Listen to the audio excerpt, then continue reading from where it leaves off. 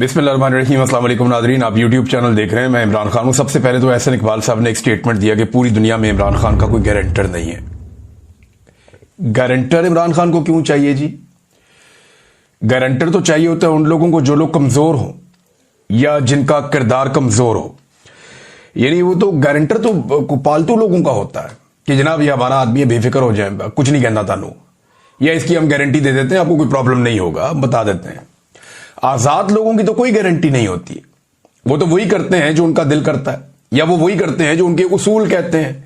आजाद लोगों की गारंटी तो नहीं दी जा सकती। अब ये नहीं जिस तरह मियां नवाज शरीफ की गारंटी आ जाती है बाहर से, क्योंकि सारे जानते हैं कि फंसा हुआ आदमी है, कारोबारी आदमी है, कभी भी अपना माली नुकसान नहीं करेगा।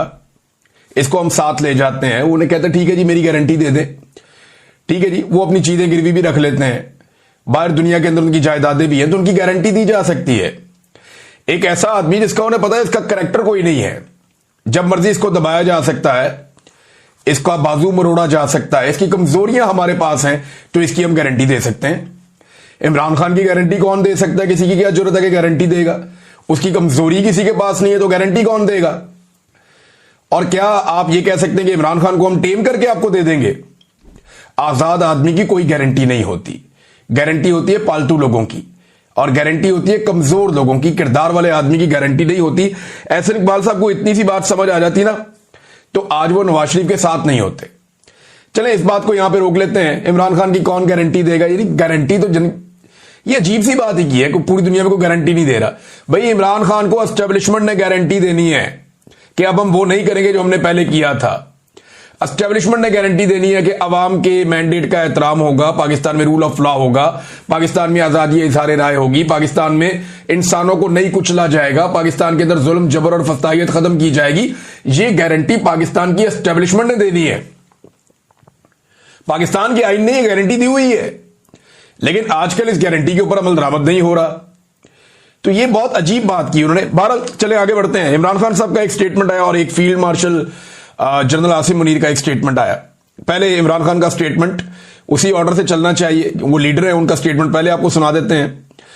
तो इमरान खान साहब का जो स्टेटमेंट है वो स्टेटमेंट बताऊंगा और फिर कुछ चीजें आपको उसके साथ मैं रिलेट करूंगा। फिर आसिम मुनीर साहब का जो टीचर्स के साथ उन्होंने बातचीत की वो स्टेटमेंट आपको बताऊंगा, फिर उससे मुताल्लिका चीजें आपके सामने रखूंगा। ये दोनों बयानात जो है ना वो साथ रख के देखना बड़ा जरूरी है। इससे आपको मौजूदा हालात का पूरा अंदाजा हो जाएगा कौन किधर खड़ा है। इमरान खान कहते हैं मुझे 2 साल पहले कहा गया कि 3 साल के लिए पीछे हट जाऊं और मौजूदा निजाम को चलने दूं, लेकिन मैं किसी यजीद के कहने पर 3 साल तो क्या 3 मिनट भी खामोश नहीं रहूंगा। मुझ पर 26वीं तरमीम को कबूल करने का भी जोर डाला जा रहा है, लेकिन मेरी जद्दोजहद ही कानून की हुक्मरानी की है और 26वीं आईनी तरमीम ऐन उसके खिलाफ है। मुझसे 9 मई की माफी मांगने का मुतालबा किया जाता है, मगर माफी वो लोग मांगे जिन्होंने सीसीटीवी फुटेज चुराई है, जिन्होंने औरतों की इज्जतें पामाल की, लोगों के घरों का तकद्दुस बर्बाद किया, हजारों सियासी वर्करों को जेलों और अकूबत खानों में डाला और बेगुनाह लोगों को शहीद किया। 9 मई के केसेस की 1 घंटा भी मेरिट पर समात हो तो ये बेबुनियाद मुकदमात फौरी तौर पर खत्म हो जाएंगे। लेकिन अलमिया यह है कि यहां इंसाफ होना तो दूर की बात है, इंसाफ होता नजर भी नहीं आ रहा।